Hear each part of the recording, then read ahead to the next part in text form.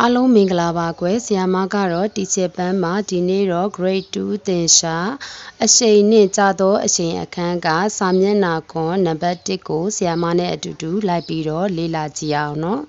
ကဲတော့အဲ့ဒီစာမျက်နှာခွန်နံပါတ်1ကိုမလေ့လာမီသားသမီးတို့ကဘာကိုသိရမလဲဆိုရင် grade 1မှာသားသမီးတို့ကနိုင်အတိတွေဥမာ1နာရီ2နာရီနိုင်အတိတွေနဲ့နိုင်ခွဲတွေဆိုတာ3နာရီခွဲ4နာရီခွဲ3နာရီ30 4နာရီ30ဒါတွေကိုသားသမီးတို့ကကျင့်ရက်ခဲ့ရမှာဖြစ်ပါတယ်เนาะအဲ့တော့အခု grade 2ကိုရောက်လာတဲ့အခါမှာသားသမီးတို့ကဘာလေးတွေပို့ပြီးတော့သိရမလဲဆိုရင်မိနစ်ကလေးတွေအကြောင်းပို့သိရမယ်အဲ့တော့သားသမီးတို့ကဒီလိုမျိုးနိုင်လေးတစ်လုံးတော့လိုအပ်မှာဖြစ်ပါတယ်အိမ်မှာမသုံးတော့တဲ့နိုင်လေးပေါ့เนาะအဲ့ဒီနိုင်လေးမှာဖေမေတို့ကဘယ်လိုသင်ပေးရမလဲဆိုတော့ဒီအကွက်ကလေးတစ်ကွက်မှာဆိုလို့ရှင်အစိတ်လေး9စိတ်ပါတယ်အဲ့ဒီအစိတ်လေးတစ်စိတ်ဆိုရင်1မိနစ်အစိတ်လေး2စိတ်ဆိုရင်2မိနစ်တစ်ကွက်မှာ9မိနစ်ရှိတယ်ဆိုတဲ့အကြောင်းလေးကိုသူတို့ကိုပြောပြပေးရမှာဖြစ်ပါတယ်ဒါဆိုရင်တစ်ကွက်မှာ9မိနစ်ဆိုရင်ဒီဟာကြီးတစ်ပတ်လုံးဆိုလို့ရှင်60ကွက်ရှိတယ်60မိနစ်ရှိတယ်60မိနစ်ဆိုရင်ဒီနိုင်လက်တံအတူကလေးက1နာရီကိုတိုးသွားမှာဖြစ်တယ်ဒါကြောင့်1နာရီမှာဒီလက်တံအရှိကြီးကတစ်ပတ်လဲတော့60ဖြစ်တဲ့အတွက်ကြောင့်1နာရီမှာ60မိနစ်ရှိတယ်ဆိုတဲ့အကြောင်းကိုသူတို့ကိုတည်တည်ရှာရှာရှင်းပြပေးရမှာဖြစ်ပါတယ်เนาะအဲ့တော့ကြည့်အောင်အဲ့တော့လက်တံရှိတဲ့တစ်ပတ်လဲရန်မိနစ်60ကြာမြင့်သည်တဲ့မိနစ်60ကို1နာရီဟုခေါ်သည်ဒါကြောင့်1နာရီကို60မိနစ်တဲ့ဒါဟုတ်ကလေးလေးတွေကိုနားလည်သဘောပေါက်သွားပြီဆိုမှဆရာမတို့ကဒီနံပါတ်1ကလေးကိုလောက်ရမယ်ပေါ့နော်အဲ့တော့အခုတဲ့9နာရီတဲ့15မိနစ်ဆိုလို့ရှင်နောက်ဖြစ်မဲ့အချိန်သို့မဟုတ်မတိုင်မီကအချိန်တွေကိုပြောပါတဲ့အဲ့တော့သူကအခုက9နာရီ15မိနစ်ဖြစ်ရမှာပေါ့နော်နောက်ဖြစ်မဲ့အချိန်နံပါတ်ကကြီးကြည့်အောင်နောက်1နာရီတဲ့အဲ့တော့ဆရာမကဒီမဲ့လောက်ထားလိုက်တယ်ပေါ့နော်9နာရီ15အစဉ်သင်လောက်ထားလိုက်တယ်ဘာလို့လဲဆိုရင်ဒီမဲ့လက်တံအတူလေးကိုကြည့်မယ်လက်တံအတူလေးက9ကိုထိုးနေလဲလက်တံအရှည်က3ကိုထိုးနေတယ်ဒါကို15မိနစ်လို့ဘာလို့တောက်သမီးတို့သိရမလဲဆိုရင်အကွက်လေးတစ်ကွက်မှာ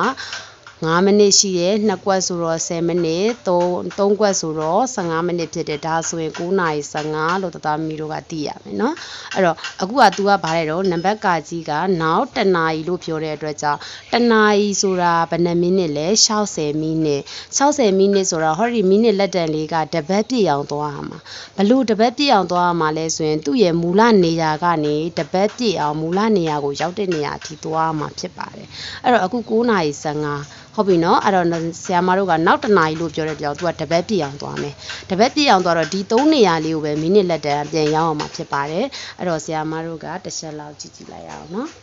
ကဲတော့တစ်ချက်ကြည့်မယ်အခု9နာရီ15เนาะဒီကျသွားနေတယ်ကဲတော့သွားပြီအဲ့3နေရာကိုမရောက်မရှင်းဘာလို့ရမှာလဲသွားမယ်ကို3နေရာကိုမရောက်မရှင်းသွားမယ်ရောက်ပြီလားမရောက်သေးဘူးเนาะ3နေရာကိုမရောက်မရှင်းသွားလိုက်ပါမယ်ကဲရောက်သွားပြီကဲရောက်ပြီเนาะရောက်သွားပြီဒါဆိုလို့ရှိရင်ဆရာဘယ်နှစ်နာရီထိုးသွားပြီလဲလက်တံတူကလေးက30ကိုထိုးသွားပြီလက်တံအရှည်ကတော့ဒီမူရင်းနေရာ3မှာပဲရှိတယ်ဒါဆိုရင်ဘယ်နှစ်နာရီဘယ်နှစ်မိနစ်ဖြစ်သွားပြီတော့လက်တံအရှည်ကလက်တံတူက10နာရီဖြစ်တဲ့အတွက်ကြောင့်10နာရီလက်တံအရှည်ကဘယ်နှကွက်ကိုရောက်သွားတာလဲ3ကွက်ကိုရောက်သွားတဲ့အတွက်ကြောင့်15မိနစ်ဒါဆိုရင်တို့ကဘယ်နှနာရီ15မိနစ်လဲ10နာရီ15မိနစ်ဟုတ်တယ်ဒါကြောင့်တို့ကရေးလိုက်မယ်ညီမြချင်း10နာရီ15မိနစ်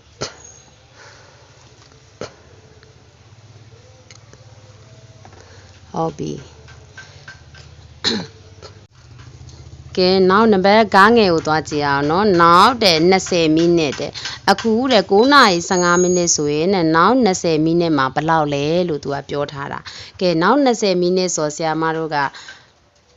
သွားမယ်ပေါ့နော်ဒီနောက်20မိနစ်ဆိုရင်နောက်ဆိုလို့ရှိရင်ဆရာမနိုင်လက်တံအတိုင်းပဲ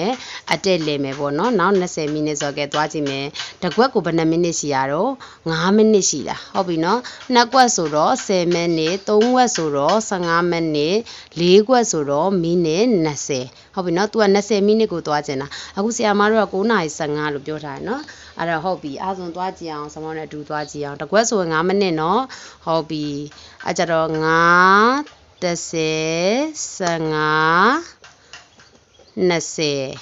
ဟုတ်ပြီနော်20မိနစ်ကိုရောက်သွားပြီဒါဆိုရင်သားမီးတို့ကြည့်ကြည့်လိုက်အောင်အခုဒီမှာကြည့်လိုက်နိုင်လက်တံက9နဲ့10ကြားမှာရှိရယ်10နာရီထိုးပြီလား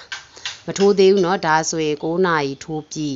ဟ ဟုတ်ပြီနော်မိနစ်လက်တန်ကလေးကကြတော့ဆရာမတို့ကဘယ်ကိုရောက်နေတာတော့